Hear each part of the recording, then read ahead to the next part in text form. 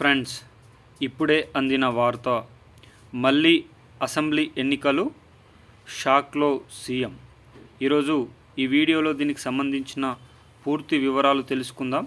ఎవరైనా మొట్టమొదటిసారిగా మన ఛానల్ని చూస్తున్నట్లయితే లైక్ చేయండి, అదేవిధంగా షేర్ చేయండి, అదేవిధంగా కామెంట్ చేయండి, అదేవిధంగా సబ్స్క్రైబ్ చేసుకొని బెల్ ఐకాన్ ఆన్లో పెట్టండి.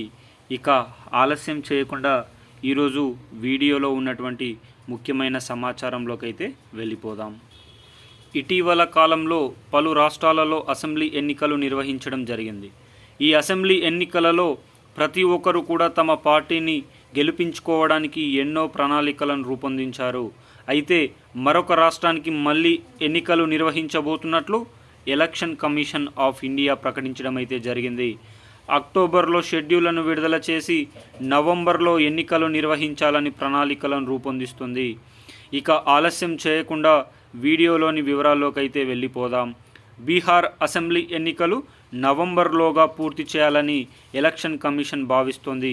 సెప్టెంబర్ చివరి నాటికి ఎన్నికల షెడ్యూల్ని విడుదల చేసి నవంబర్లో ఎన్నికలు నిర్వహించాలని ఆలోచిస్తున్నట్లు తెలుస్తుంది.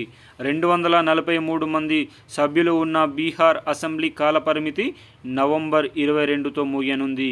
దీంతో ఈలోగా ఎన్నికల ప్రక్రియను పూర్తి చేయాలని ఈసీ కసరత్తు చేస్తుంది.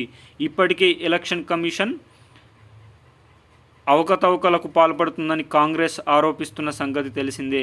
దీనిపైన ఎలక్షన్ కమిషన్ కూడా అవినీతి ఆరోపణలు చేసిన వారిపైన చట్టపరంగా ముందుకు వెళ్తాం, తద్వారా చేసిన తప్పులన్నీ కాంగ్రెస్ ఒప్పుకోవాల్సిందే. ఎలక్షన్ కమిషన్ ఆఫ్ ఇండియాని నిందించడం కరెక్ట్ కాదు, అది అవినీతి చేయట్లేదు, మీరు నిందించడం పట్ల మేము కోర్టుకు వెళ్తామని కూడా ఎలక్షన్ కమిషన్ ఆఫ్ ఇండియా ప్రకటించిన సంగతి తెలిసిందే.